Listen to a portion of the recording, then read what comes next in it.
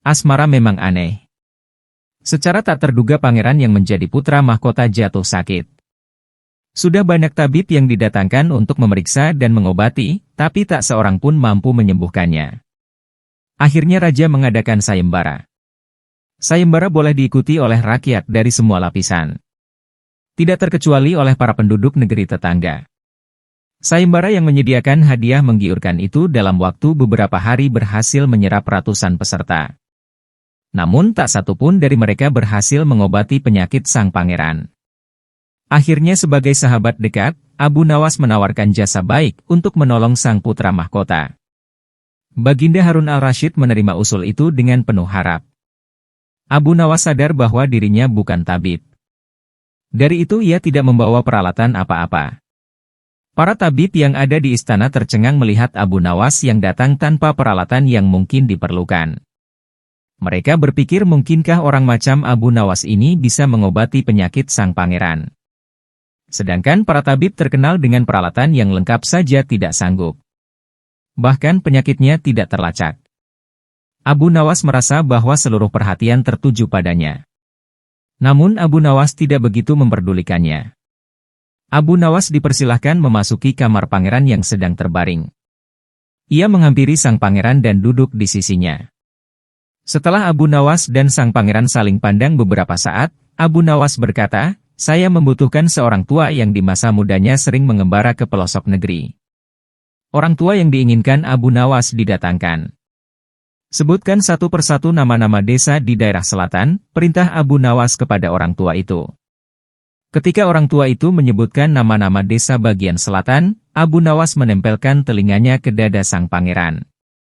Kemudian Abu Nawas memerintahkan agar menyebutkan bagian utara, barat dan timur.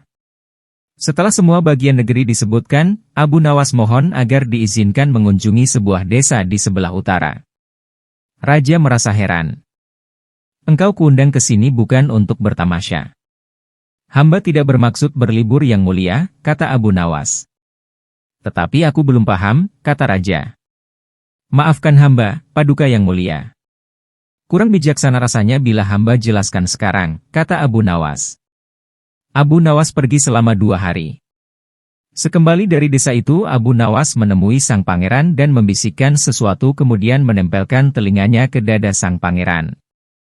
Lalu Abu Nawas menghadap raja. "Apakah yang mulia masih menginginkan sang pangeran tetap hidup?" tanya Abu Nawas. "Apa maksudmu?" Raja balas bertanya. "Sang pangeran sedang jatuh cinta pada seorang gadis desa di sebelah utara negeri ini," kata Abu Nawas menjelaskan. "Bagaimana kau tahu?" Ketika nama-nama desa di seluruh negeri disebutkan, tiba-tiba degup jantungnya bertambah keras ketika mendengarkan nama sebuah desa di bagian utara negeri ini. Dan sang pangeran tidak berani mengutarakannya kepada Baginda. "Lalu apa yang harus aku lakukan?" tanya raja. "Mengawinkan pangeran dengan gadis desa itu. Kalau tidak," tawar raja ragu-ragu. "Cinta itu buta. Bila kita tidak berusaha mengobati kebutaannya, maka ia akan mati." Rupanya saran Abu Nawas tidak bisa ditolak. Sang pangeran adalah putra satu-satunya yang merupakan pewaris tunggal kerajaan. Abu Nawas benar. Begitu mendengar persetujuan sang raja, sang pangeran berangsur-angsur pulih. Sebagai tanda terima kasih raja memberi Abu Nawas sebuah cincin permata yang amat indah.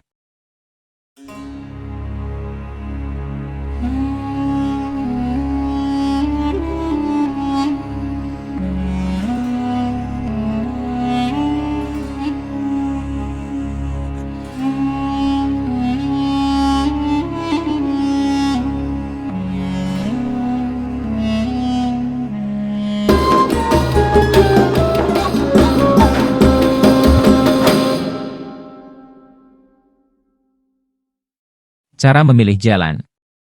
Kawan-kawan Abu Nawas merencanakan akan mengadakan perjalanan wisata ke hutan. Tetapi tanpa keikutsertaan Abu Nawas perjalanan akan terasa memenatkan dan membosankan. Sehingga mereka beramai-ramai pergi ke rumah Abu Nawas untuk mengajaknya ikut serta. Abu Nawas tidak keberatan. Mereka berangkat dengan mengendarai keledai masing-masing sambil bercengkrama. Tak terasa mereka telah menempuh hampir separuh perjalanan. Kini mereka tiba di pertigaan jalan yang jauh dari perumahan penduduk. Mereka berhenti karena mereka ragu-ragu. Setahu mereka kedua jalan itu memang menuju ke hutan, tetapi hutan yang mereka tuju adalah hutan wisata. Bukan hutan yang dihuni binatang-binatang buas yang justru akan membahayakan jiwa mereka. Abu Nawas hanya bisa menyarankan untuk tidak meneruskan perjalanan karena bila salah pilih maka mereka semua tak akan pernah bisa kembali. Bukankah lebih bijaksana bila kita meninggalkan sesuatu yang meragukan? Tetapi salah seorang dari mereka tiba-tiba berkata, "Aku mempunyai 2 orang sahabat yang tinggal dekat semak-semak sebelah sana. Mereka adalah saudara kembar. Tak ada seorang pun yang bisa membedakan keduanya karena rupa mereka begitu mirip. Yang satu selalu berkata jujur sedangkan yang lainnya selalu berkata bohong. Dan mereka adalah orang-orang aneh karena mereka hanya mau menjawab satu pertanyaan saja." "Apakah engkau mengenali salah satu dari mereka yang selalu berkata benar?" tanya Abu Nawas.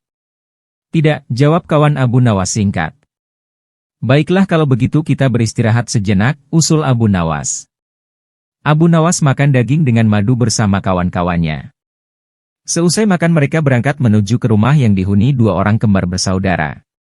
Setelah pintu dibuka, maka keluarlah salah seorang dari 2 orang kembar bersaudara itu. "Maaf, aku sangat sibuk hari ini. Engkau hanya boleh mengajukan 1 pertanyaan saja. Tidak boleh lebih," katanya. Kemudian Abu Nawas menghampiri orang itu dan berbisik. Orang itu pun juga menjawab dengan cara berbisik pula kepada Abu Nawas. Abu Nawas mengucapkan terima kasih dan segera mohon diri. "Hutan yang kita tuju melewati jalan sebelah kanan," kata Abu Nawas mantap kepada kawan-kawannya. "Bagaimana kau bisa memutuskan harus menempuh jalan sebelah kanan? Sedangkan kita tidak tahu apakah orang yang kita tanya itu orang yang selalu berkata benar atau yang selalu berkata bohong," tanya salah seorang dari mereka. "Karena orang yang kutanya menunjukkan jalan yang sebelah kiri," kata Abu Nawas. Karena masih belum mengerti juga, maka Abu Nawas menjelaskan. "Tadi aku bertanya, apa yang akan dikatakan saudaramu bila aku bertanya, jalan yang mana yang menuju hutan yang indah?